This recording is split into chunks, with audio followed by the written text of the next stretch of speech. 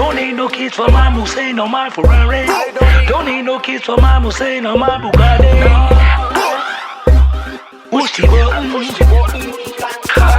Push the button. What's good, YouTube? It's your boy Wayne, and as promised, I am back with part 2 of the Christmas Durag saga. Yeah, I'm back with it. I told you I was dropping them back to back. So now we're about to get into the sports questionnaire. I got some questions here, and if you're a sports fan, and this is just all sports, right? So if you're a sports fan, you would appreciate this one. Don't forget, like, comment, subscribe, share. Hit that notification bell. It's right next to the subscribe button when you're on your phone and you're watching my videos, which I know y'all love.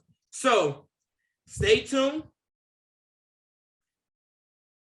And then comment down below. I want all of my subscribers to comment down below if y'all either agree with me or y'all don't agree with me, or the questions that stick out the most to y'all and my input on it. Comment down below how y'all feel about it, right? Whether you agree or you don't agree, because these may ruffle some feathers. But without further ado, let's jump straight on into it.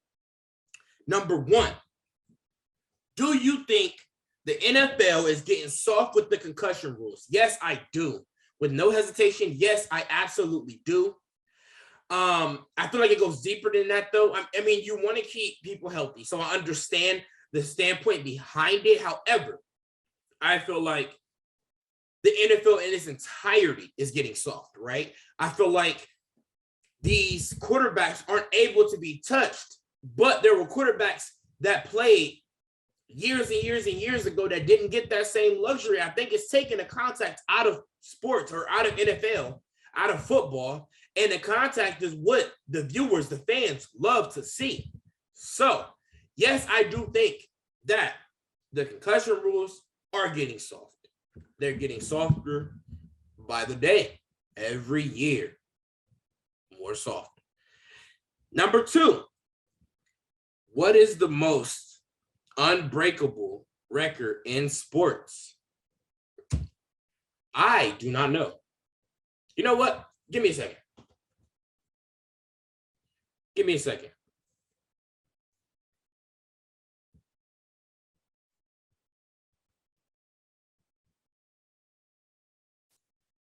What is the most unbreakable record in sports? Apparently, Ricky Henderson has 1,406 stolen bases. Seems pretty unbreakable to me. We're going to go with that one. We're going to go with that one. Next question. Kobe or LeBron? Okay. So, Kobe or LeBron, and then there's also a MJ or LeBron, right? Which leads me to believe that y'all already know who I'm taking on the first question. But for those of you that don't, Kobe or LeBron, I'm going LeBron. I have 1,000,001 reasons on why I like LeBron over Kobe. Rest in peace to Kobe. Kobe was one heck of a player. Kobe is a phenomenal player. Was a phenomenal player. He went out right. He didn't have a terrible decline. He is a great player. I give respect where respect is due. I'm taking LeBron over Kobe. I love LeBron's methods. I love his gameplay. I love his style. I love him on and off the court as far as what he's able to, accomplish, and the things about him that sits true with him. Do I think he's now starting to talk a little bit more than he probably should? Yes. So I'd agree with anybody who thinks that LeBron is now making problems for himself, but he's also in year, 18, 19? He got drafted in 2003, so that's 18 years, right? He's in season 18. It is going to come. But as far as on the court, I like LeBron's gameplay. I really like his gameplay. I like the fact that no matter who's out, as long as he's in, he can effectively run all of those positions. I mentioned it in my last Q&A when someone asked who my favorite basketball player was. And I said LeBron. So I'm taking LeBron over Kobe. I'm not going to get too in depth because I'm going to leave that up to you guys. I also want you guys to comment down below because it's going to come into sports talk where it's going to be a Kobe or LeBron debate and it's going to be a LeBron and MJ debate, right? I mean, not enough things can be said. MJ or LeBron? I'm still taking LeBron. Once again, I respect MJ. I respect all that he does as far as what he did on the court. I do not like some of his personal off the court beliefs, right? As far as how he feels about people wearing his sneakers and things like that. And even on the game, I think it was a different time. I think LeBron James is an animal. I think through and through, he's an animal and he's designed his body that way. He spent countless amount of money to literally get the best training to make him an animal. So I'm taking LeBron over MJ. And I know that's going to make some people mad because I have a lot of people that love MJ through and through. But I want to hear about it. Comment down. I want to hear about it. Number 4, should NCAA coaches and colleges be penalized for their athletes' mistakes? Yes and no. Yes and no. I feel like what makes a good coach, what makes a good leader, or is just that, right? What makes a good coach is a good leader, leading his team. So I feel like in some sense of it, if they're doing everything they can do as a coach, especially in college, which is those fundamental times, you know, when we talk about the pros and things like that, these kids, which is what they are effectively, yeah, they may be 18, 19, 20, 21, but they're still kids. They're still in school and things like that. They are a lot more impressionable at that age as far as the light or where they're going in life, right? So I think if you're a good coach, then you've instilled into your players' heads the right from the wrongs and the things that's tolerable versus the things that's unacceptable. However, on the flip side of that, each individual person is their own person. They're going to make what decisions they feel like making. So in a way, depending on what the situation is, yes, but for the most part, it falls on that player. It falls on that player. I truly believe that. I feel like if you're an individual person and you have aspirations to become pro in anything or a professional in anything that you do, or you're trying to perfect your craft and you shouldn't be making senseless mistakes that you know are senseless, yet you continue to do them. To fault someone else for a decision that one person has made kind of sucks. I don't think that should happen, right? Now, if it's something on the field that has happened, right, you know, brawls and things like that on the field or on the court or on the ice rink or, you know, just, yeah, in a way, that's the coach's fault because you should have control over your team while they're there to do a job, right? Next, number 5. What do you think about the new rule that college players can be paid? And do you feel like it gives certain schools an unfair advantage?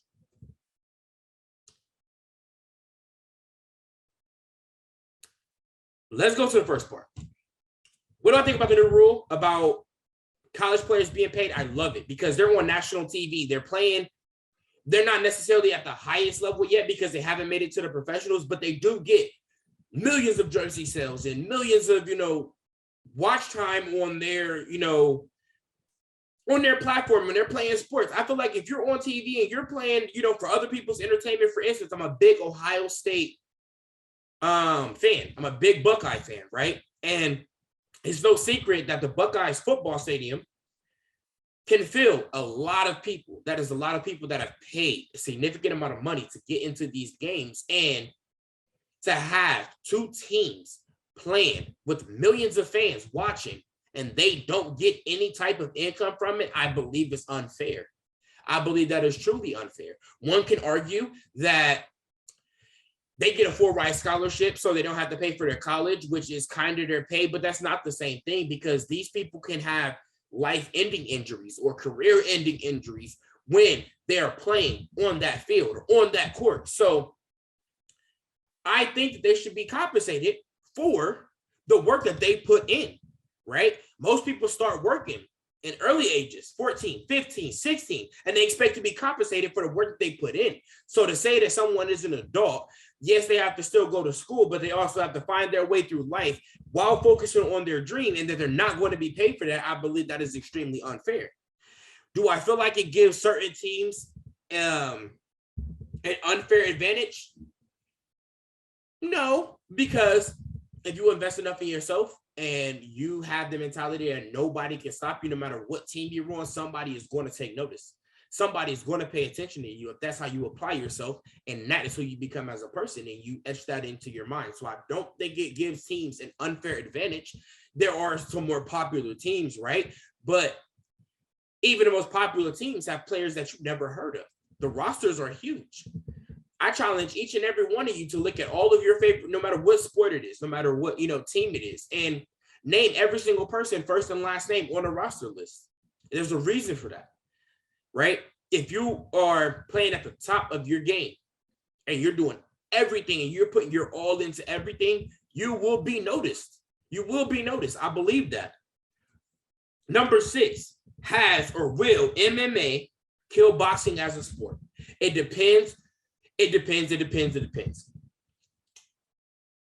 I personally like MMA because of the mixed aspect of it. Boxing is a very traditional sport. You're always, are fighting with your hands. That takes a lot of discipline. But to learn multiple different styles of fighting and incorporate that into a single match and into a single person, I think that MMA will be superior, but now going forward, or, in the most recent years, I think that MMA is bigger than boxing. I think boxing is becoming more of a clout, I guess you can say, a clout sport. You got these people that come out and they just challenge random people, whether they're old or young, and they try to bring them out of retirement. They want to fight them, and then it's just an exhibition match, and I don't like where boxing is going. So I do love to watch MMA. I do love to watch like UFC and things like that. And I grew up watching a lot of Taekwondo movies or, mixed martial arts movies and things like that. So I think that MMA will kill boxing. I think it depends on if an MMA boxer or MMA fighter is fighting a boxer, what platform they're fighting on. If you bring a boxer into the MMA world, there's a good chance that MMA fighter is going to crush that boxer. I think that if you take an MMA fighter into a boxer's world, then a boxer, because that is what they have specifically, that is what they perfected. So I do think that a boxer would be any MMA fighter in the boxing ring. Now, if you take it, vice versa, that's where things get different. Number 7, do you feel past players make better coaches or commentators? Coaches, you're talking about players that have been through the trenches. Depending on what their tenure was in their profession or in their sport, you're talking in excess of 10 plus years.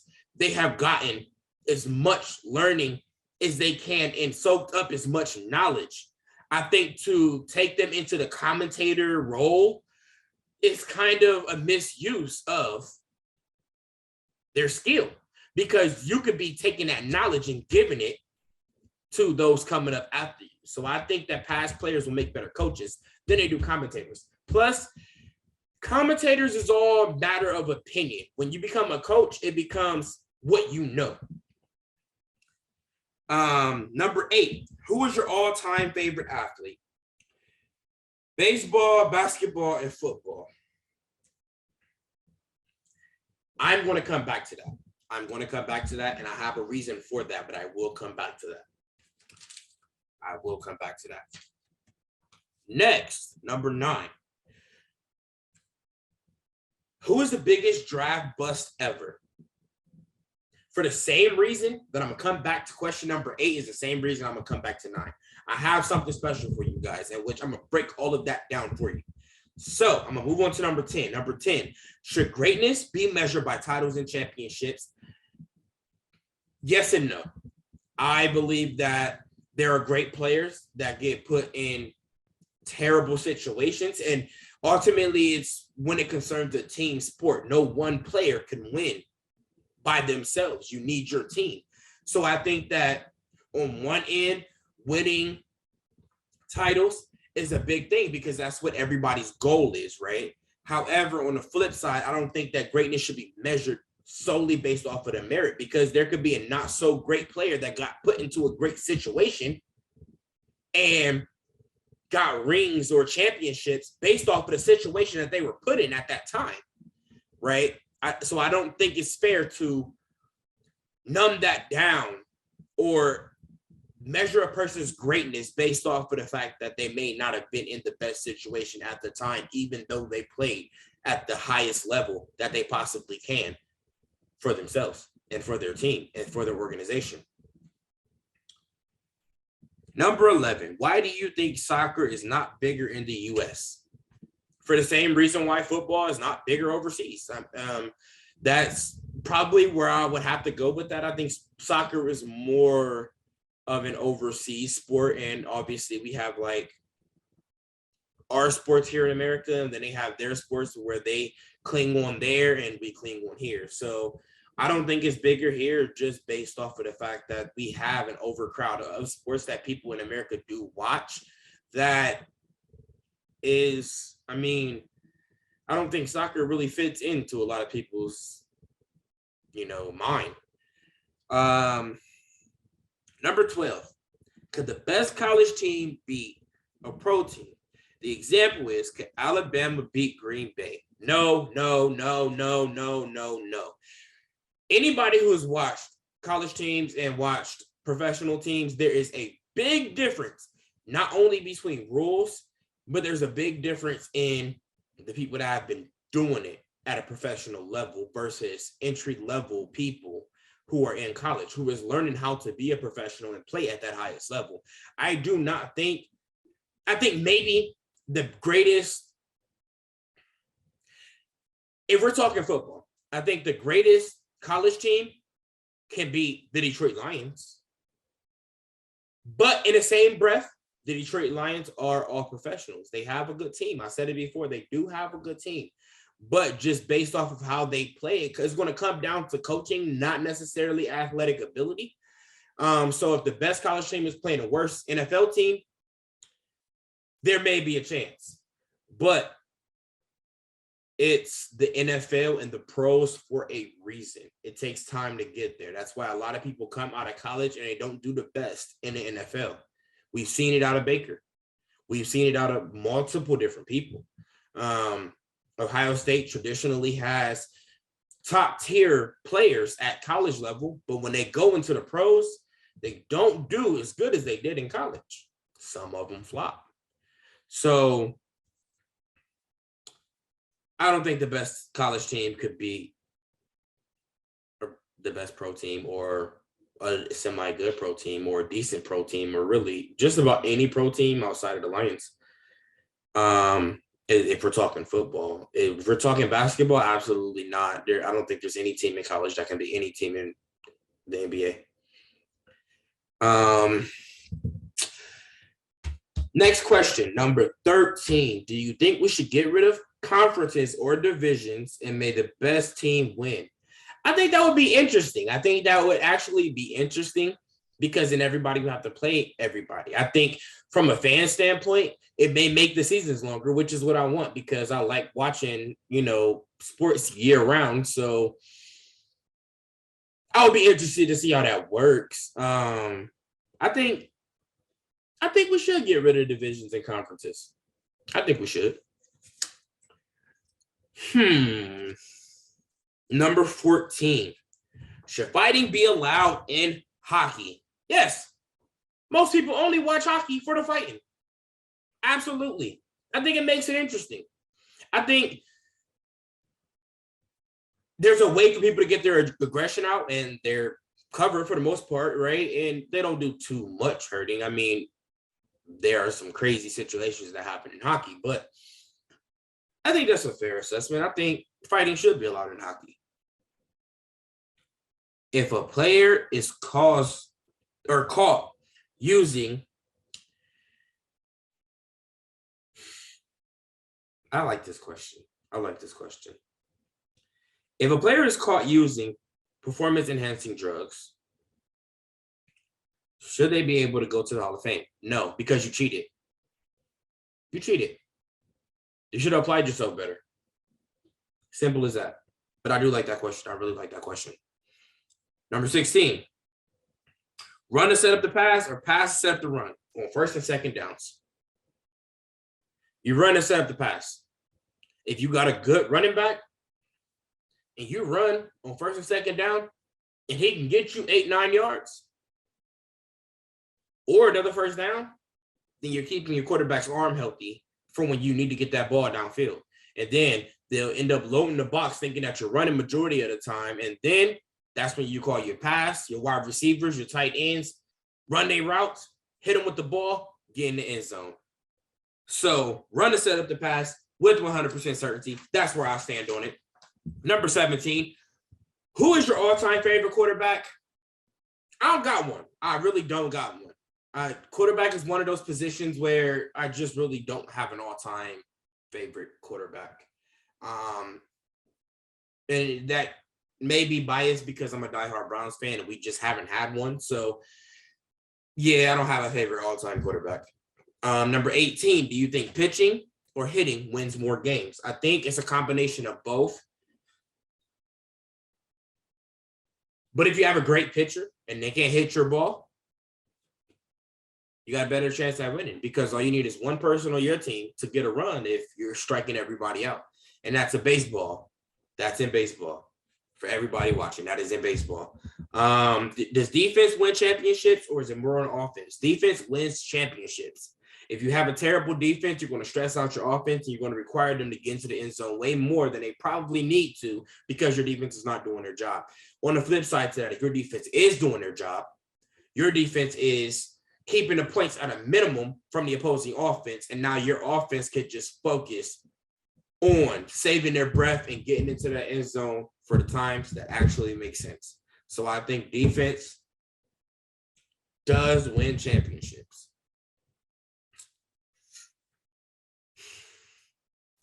If you could be an athlete, this is question number 20, you guys. If you can be an athlete for any sport, anytime, past or present, who would you be and why? I don't necessarily know that I would want to be any other person as far as athlete goes, but if I could be myself as an athlete, basketball. I love basketball.